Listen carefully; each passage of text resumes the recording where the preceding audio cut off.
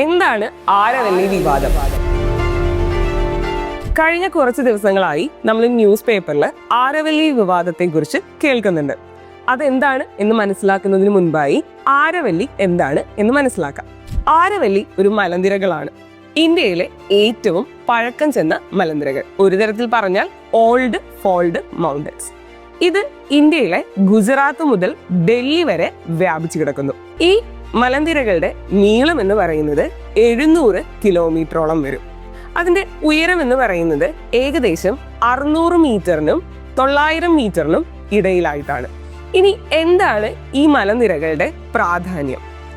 ഈ മലനിരകളാണ് നമ്മുടെ ഇന്ത്യയിലെ താർ ഡെസേർട്ടിന്റെ ഈസ്റ്റേൺ ബൗണ്ടറി അഥവാ കിഴക്കേ അതിർത്തിയായി നിലകൊള്ളുന്നത്. അതായത് ഇന്ത്യയിലെ താർ ഡെസേർട്ട് നോർത്ത് ഇന്ത്യൻ പ്ലെയിൻസിലോട്ട് വ്യാപിക്കാതെ തടഞ്ഞു നിർത്തുന്നത്, എസ്പെഷ്യലി ആ പൊടിക്കാറ്റുകളെ തടഞ്ഞു നിർത്തി ആ ഡെസേർട്ടിനെ അവിടെ മാത്രമായി ഒതുക്കി നിർത്തുന്നത് ഈ മലനിരകളാണ്. ഇനി ഇതിന് മറ്റൊരു പ്രത്യേകത കൂടിയുണ്ട്. അതായത് നമ്മുടെ മൺസൂൺ കാലത്ത് ബേ ഓഫ് ബംഗാളിൽ നിന്ന് അടിക്കുന്ന മൺസൂൺ വിൻഡുകളെ തടഞ്ഞു നിർത്തി ഹരിയാന, ഡൽഹി, ഉത്തർപ്രദേശ് എന്നീ സ്ഥലങ്ങളിൽ മഴ പെയ്യ്ക്കുന്നതും ഈ മലനിരകളുടെ പ്രസൻസ് ഉള്ളത് കൊണ്ടാണ്. അപ്പോൾ ഇന്ത്യയുടെ വെസ്റ്റേൺ സൈഡിൽ മരുഭൂമി നിലനിർത്തുകയും അതേസമയം നോർത്ത് ഇന്ത്യൻ പ്ലെയിൻസിന്റെ ഈസ്റ്റേൺ ഭാഗത്തായിട്ട് ആവശ്യത്തിന് മഴ നൽകുകയും ചെയ്യുന്ന ഒരു മലനിരകളാണ് ആരവല്ലി എന്ന് പറയാം. ഈ ആരവല്ലി അവിടെ ഇല്ല എന്നുണ്ടെങ്കിൽ ഇന്ത്യയുടെ നോർത്ത് ഇന്ത്യൻ പ്ലെയിൻസ് മൊത്തമായും ഒരു മരുഭൂമിയായി മാറിയേനെ. അതിനുള്ള കാരണം എന്ന് പറയുന്നത്, നിങ്ങൾ വേൾഡ് മാപ്പ് ശ്രദ്ധിച്ചിട്ടുണ്ടെങ്കിൽ നിങ്ങൾക്ക് മനസ്സിലാക്കാവുന്ന ഒരു കാര്യമാണ്. 20 ഡിഗ്രി തുടങ്ങി 40 ഡിഗ്രി വരെയുള്ള അക്ഷാംശത്തിനിടയിലായി കിടക്കുന്ന സ്ഥലങ്ങളിലാണ് ഭൂമിയിൽ മരുഭൂമികൾ രൂപപ്പെടുന്നത്. അതായത് 20 ഡിഗ്രി ടു 40 ഡിഗ്രി ലാറ്റിറ്റ്യൂഡിനിടയിലായി. ലോകത്തിലെ പ്രധാനപ്പെട്ട മരുഭൂമികളായ സഹാറ ഡെസേർട്ട്, അറ്റക്കാമ ഡെസേർട്ട്, അതുപോലെ നമ്മുടെ താർ മരുഭൂമി, ഇതെല്ലാം രൂപപ്പെട്ടിരിക്കുന്നത് ഈ അക്ഷാംശങ്ങൾക്കിടയിലാണ്. നമ്മുടെ നോർത്ത് ഇന്ത്യൻ പ്ലെയിൻസും ഈ അക്ഷാംശത്തിനിടയിലായിട്ട് വരും.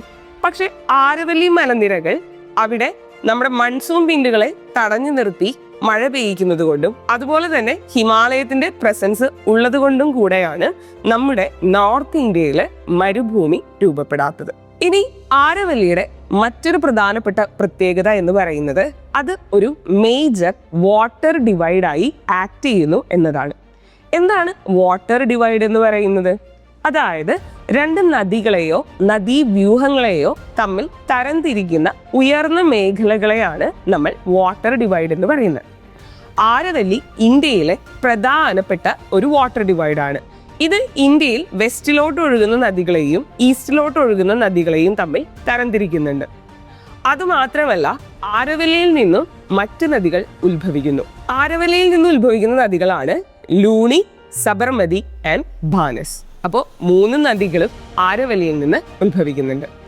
ഇനി ആരവല്ലി ഗ്രൗണ്ട് വാട്ടർ റീചാർജിന് സഹായിക്കുന്നുണ്ട്.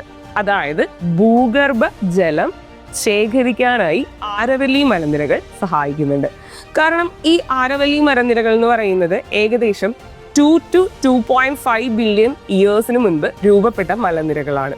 ഇതിൽ പല ഭാഗങ്ങൾക്കും ഇന്ന് തേയ്മാനം വന്നു കഴിഞ്ഞു. ഈ കുന്നിൻ ചെരുവിലെ വിള്ളലുകളിലൂടെയും മറ്റും മഴയിലൂടെയും അതുപോലെ നദികൾ ഒഴുകുന്നതിലൂടെയും കിട്ടുന്ന വെള്ളം ഭൂഗർഭജലമായി മാറുകയും അത് മണ്ണിനടിയിലായി സംഭരിക്കപ്പെടുകയും ചെയ്യുന്നുണ്ട്. അടുത്ത ആരവല്ലിയുടെ പ്രാധാന്യം എന്ന് പറയുന്നത് ജൈവ വൈവിധ്യമാണ്. ഒരുപാട് ബയോഡൈവേഴ്സിറ്റി ഉൾപ്പെടുന്ന ഭാഗമാണ് ആരവല്ലി എന്ന് പറയുന്നത്. ആരവല്ലി മലനിരകൾക്ക് മുകളിലാണ് ഇന്ത്യയിലെ 2 പ്രധാനപ്പെട്ട ദേശീയോദ്യാനങ്ങൾ സ്ഥിതി ചെയ്യുന്നത്. രണഥംബോർ നാഷണൽ പാർക്കും അതുപോലെ തന്നെ സരിസ്ക നാഷണൽ പാർക്കും. ഇതിൽ നിന്ന് നിങ്ങൾക്ക് ആരവല്ലിയുടെ ഇമ്പോർട്ടൻസ് എന്താണ് എന്ന് മനസ്സിലായി കാണും. ഇനി എന്താണ് ആരവല്ലി വിവാദം? അതായത് കഴിഞ്ഞ 2025 നവംബറിൽ സുപ്രീം കോടതി ആരവല്ലിക്ക് ഒരു ഡെഫിനിഷൻ ആവശ്യപ്പെട്ടിരുന്നു. ആ ഡെഫിനിഷൻ സെൻട്രൽ ഗവൺമെന്റ് പ്രൊവൈഡ് ചെയ്യുകയും ചെയ്തു. ആ ഡെഫിനിഷൻ പ്രകാരം 100 മീറ്ററിൽ ഉയരമുള്ള ഹിൽ റേഞ്ചസിനെയാണ് ആരവല്ലിയായിട്ട് കണക്കാക്കുക. മാത്രമല്ല 100 മീറ്ററിൽ കൂടുതൽ ഉയരമുള്ള മലനിരകൾക്കിടയിൽ വരുന്ന സ്ഥലങ്ങൾ 500 മീറ്ററിൽ താഴെയാണെങ്കിലും അത് ആരവല്ലിയുടെ ഭാഗമായി കണക്കാക്കപ്പെടാം. പക്ഷേ ഈ ആരവല്ലി മലനിരകളുടെ കൂട്ടത്തിൽ ഏതെങ്കിലും കൊടുമുടികൾക്ക് 100 മീറ്ററിൽ താഴെയാണ് ഉയരമെങ്കിൽ അത് ഈ നിർവചനത്തിൽ പെടില്ല. മാത്രമല്ല 100 മീറ്ററിൽ കൂടുതൽ ഉയരമുള്ള മലനിരകൾ തമ്മിലുള്ള ഡിസ്റ്റൻസ് എന്ന് പറയുന്നത് 500 മീറ്ററിൽ താഴെയാണെങ്കിലും ആ സ്ഥലവും ആരവല്ലിയുടെ ഡെഫിനിഷനിൽ ഉൾപ്പെടില്ല. ഇതിലാണ് പ്രശ്നം. കാരണം ഈ പറയുന്ന നിർവചന പ്രകാരം ആരവല്ലി എടുക്കുകയാണെങ്കിൽ ഇന്ന് നമ്മൾ ആരവല്ലി മലനിരകളായി കണക്കാക്കപ്പെടുന്ന സ്ഥലത്തിന്റെ 90% ഈ ഡെഫിനിഷന് പുറത്താണ് വരിക. അപ്പോൾ ഇപ്പോൾ നമ്മൾ കരുതുന്ന ആരവല്ലിയുടെ 90% നമുക്ക് ആരവല്ലിയായിട്ട് കണക്കാക്കാനായിട്ട് സാധിക്കില്ല. ഇത് അവിടെ മൈനിങ് നടക്കാനായിട്ട് സഹായകമാകും. ഇതുവഴി മൈനിങ് ലീസുകൾ ഗവൺമെന്റ് പുതിയ കമ്പനികൾക്ക് നൽകുകയും അവിടെ ക്രമാതീതമായ രീതിയിൽ മൈനിങ് നടക്കാനുള്ള ചാൻസുമുണ്ട്. നമുക്ക് തന്നെ അറിയാം, ഇന്ത്യയിൽ ഏറ്റവും കൂടുതൽ കോപ്പർ, സിങ്ക് എല്ലാം ലഭ്യമാകുന്നത് ഈ രാജസ്ഥാൻ മേഖലയിൽ നിന്നാണ്. ഈ ഒരു നിർവചനം ഇനി ഭാവിയിൽ കൂടുതൽ സിങ്ക്, കോപ്പർ മൈനുകൾ ഈ ഒരു റീജിയനിൽ വ്യാപകമാകാനായിട്ട് സഹായകരമായേക്കാം. നേരത്തെ നമ്മൾ ആരവല്ലിയുടെ പ്രത്യേകതകളെ കുറിച്ച് കണ്ടു. ഈ ഡെഫിനിഷൻ ഉൾപ്പെടുത്തി ഇവിടെ മൈനിങ് സ്റ്റാർട്ട് ചെയ്യുകയാണെങ്കിൽ ഓൾറെഡി ആരവല്ലി മലനിരകൾ ഞാൻ പറഞ്ഞതുപോലെ പഴയ മലനിരകളാണ്. ഇതിന് ആവശ്യത്തിലധികം തേയ്മാനം സംഭവിച്ചിട്ടുണ്ട്. മൈനിങ് നടക്കുകയാണെങ്കിൽ കൂടുതൽ തേയ്മാനത്തിന് കാരണമാവുകയും ആരവല്ലി മലനിരകൾ സാവധാനത്തിൽ അപ്രത്യക്ഷമാവുകയും ചെയ്യും.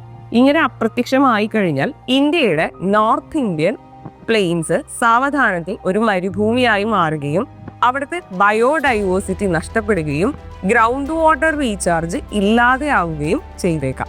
അതുകൊണ്ട് തന്നെ ആരവല്ലി മലനിരകളുടെ സംരക്ഷണം ഇന്ത്യയെ സംബന്ധിച്ച് വളരെ സുപ്രധാനമായ ഒന്നാണ്.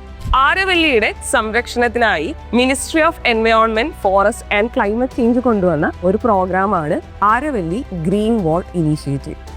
ഈ ഒരു പ്രോഗ്രാമിനിടയിൽ ആരവല്ലി മലനിരകൾ, അതായത് ഏകദേശം 1400 കിലോമീറ്റർ നീളവും അതുപോലെ 5 കിലോമീറ്റർ വിത്തുമുള്ള ഒരു ഗ്രീൻ വാളായി ആരവല്ലിയെ സംരക്ഷിക്കുക എന്നതാണ് ഈ പ്രോഗ്രാം കൊണ്ട് ലക്ഷ്യമിടുന്നത്. ഇതുവഴി ഏകദേശം 1.1 മില്യൺ ഹെക്ടർ ഭൂമി സംരക്ഷിക്കുക എന്നതാണ് ഗവൺമെന്റിന്റെ ഉദ്ദേശം. ഈ ഒരു ഇനീഷ്യേറ്റീവ് വളരെ ഇമ്പോർട്ടന്റ് ആണ് ഇന്ത്യയുടെ ക്ലൈമറ്റിനെ നിയന്ത്രിക്കുന്നതിനും അതുപോലെ തന്നെ ഇന്ത്യയിലെ ജൈവ വൈവിധ്യം നിലനിർത്തുന്നതിനും.